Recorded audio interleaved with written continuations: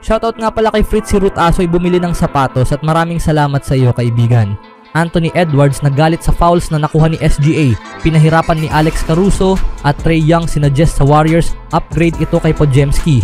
Ngunit bago ang lahat, kung gusto nyo ng pangmatagalang basketball shoes, New Curry 12, mabibili lamang sa halagang $2,599. I-click lamang ang link sa comment section. Sa unang half noong Miyerkules, napigilan ng Minnesota Timberwolves ang opensa ng Thunder at nagbanta na maagaw ang Game 1 ng Western Conference Finals sa Oklahoma City. Ngunit gaya ng nakasanayan sa buong playoffs, naging sobra ang lalim ng Oklahoma City. Nagkaroon ng Thunder ng malaking run upang makuha ang 14 na puntos na lead sa ikatlong quarter at binuksan ang laro patungo sa isang dominante at panalong 114-88. Habang nahirapan si Shai Gilgeous-Alexander sa umpisa dahil sa pisikal na depensa at double teams, 3 sa kanyang mga kasamang starters sa Thunder ay sumama sa kanya sa double figures. At muling pinatunayan ng bench ng Oklahoma City na sila ang mas mahusay na unit habang ang Minnesota ay nahirapang makasabay. Nagkagirian sina SGA at Anthony Edwards. Habang nahirapan si Gilgeous-Alexander sa shooting sa umpisa, walang problema sa kanya ang makakuha ng free throws. Ang presumadong MVP ay kumuha ng 7 free throws sa unang quarter habang tinayo ng Oklahoma City ang 11-1 lead in free throw line. Karaniwan na ito kay Gilgeous-Alexander na nagtapos sa regular season bilang pangalawa sa liga sa free throw attempts at nakatanggap ng kritisismo mula sa ilan bilang isang free throw merchant. Halatang naiinis si Edwards sa kakayahan ni Gilgeous-Alexander na makakuha ng foul ng maaga at inihagis ang bola sa kanya habang nakahandusay ito sa sahig matapos ang foul ni Jaden McDaniels. Dahil dito, binigyan si Edwards ng technical foul pero hindi pa rito nagtapos ang kanyang pagkainis. Sa ikatlong quarter, hinabol ni Edwards si Gilgeous-Alexander mula sa likod at bumagsak si Gilgeous-Alexander matapos ang contact. Hindi siya agad pinatayo ni Edwards. Ang unang contact ay hindi tinawagan ng foul, pero nang pinigilan siya ni Edwards na tumayo, sapat na ang nakita ng mga opisyal at binigyan si Edwards ng personal foul. Ang mga interaksyong ito ang nagtakda ng tensyonado at mainit na tono sa pagitan ng dalawang superstars ng team. Nagtapos si Gilgeous-Alexander ng 11 sa 14 mula sa free throw line. Ang Thunder ay may 26-21 lead in free throw attempts in the whole game. Naging mainit ang simula ni Julius Randle pero nanlamig sa huli. Pag-aari ni Julius Randle ang unang half. Habang pinipigilan ng Minnesota ang Oklahoma City sa 44 na puntos sa first half, si Randle ang bumuhat ng opensa ng Timberwolves na may 20 puntos, dahilan ng kanilang 4 na puntos na kalamangan. Nakuha niya ito sa pamamagitan ng 5 sa 6 na shooting mula sa 3-point range na nagtakda ng career playoff high para sa kanya sa made tres. Naabot niya ito sa second quarter pa lamang. Pero bumagal si Randle at ang Timberwolves matapos ang halftime.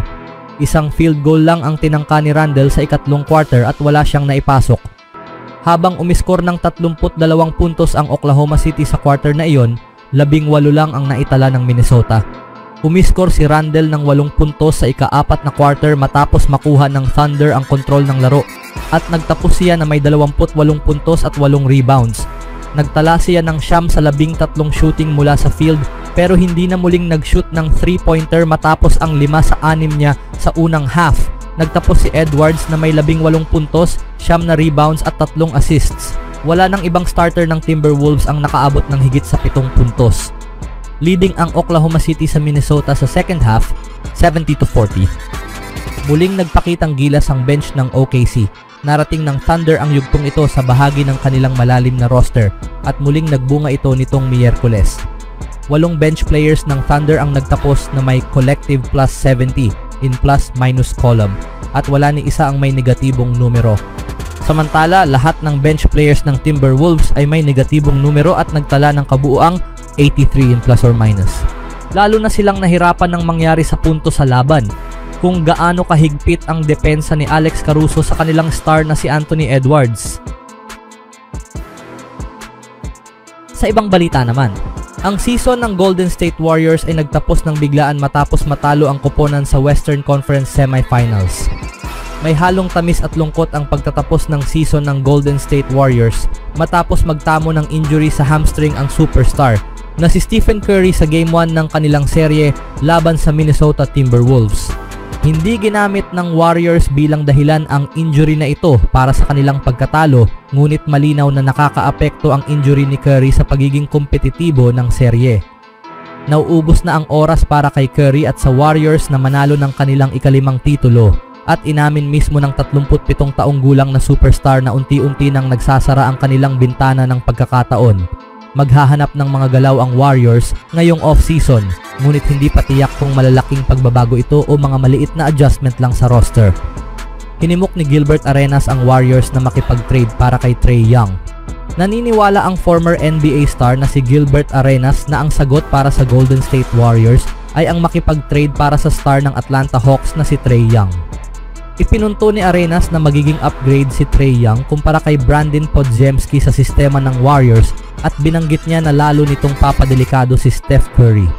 Naniniwala siyang magkakaroon ng matinding epekto ang kanilang tambalan habang inihahanda ng Warriors ang sarili para sa hinaharap sa pagkuha ng isang manlalaro na 11 taon na mas bata kay Curry. Sinabi ng dating manlalaro sa Giles Arena, "Kung ako ang Golden State, malamang may isang team. Pwede mong makuha si Trae Young at si Curry. Ginagamit niyo na si Podziemski at si Curry. Mas pipiliin ko na magkaroon ng tunay na point guard kasama ang isa pang tunay na point guard na parehong kayang maglaro bilang shooting guard. Marunong siyang mag-pass, kayang umiscore at kayang hanapin si Steph. Yung dalawa na yon, pareho lang ang firepower. Magkakaroon kayo ng napakalakas na team. Kung makakabuo kayo ng package sa pagkakaroon ng Trae Young, magkakaroon kayo ng Steph 2.0 na mas bata at kasama pa si Steph. Ang backcourt na yon ay kayang mag-average ng 50 puntos. Si Trae Young ay isang tunay na game changer. Pinangunahan ni Trae Young ang Atlanta Hawks papuntang Eastern Conference Finals noong year 2021. Ngunit mula noon ay hindi na sila muling nakalapit sa ganoong tagumpay. Natalo ang Hawks sa play-in tournament nitong nakaraang season na nagtapos sa isang nakakadismayang kampanya. Dahil dito, umusbong ang mga spekulasyon tungkol sa kinabukasan ni Trae Young kahit nahayagan nitong sinasabi ang kanyang dedikasyon na manatili sa Atlanta. Ayon sa mga numero nitong nakaraang season, pareho sina Steph Curry at Trae Young na nag-average ng 24 na puntos bawat laro, habang naging napaka-produktibo naman ni Young pagdating sa assists. Nag-average si Young ng double-double na may 12 assists bukod sa kanyang puntos at nagtala siya ng 51 double-doubles sa 76 na laro. Para makumbinsi ang Hawks sa isang trade, maaaring isama sa package ng Warriors sina Jonathan Kuminga at Brandon Podziemski bilang kapalit. Ang makitang magsuot si Young ng uniforme ng Warriors ay magbibigay din sa kanya ng panibagong hamon kahit na hindi pa niya tahasang inaamin ang ganitong tukso. Anong masasabi nyo dito mga kaibigan?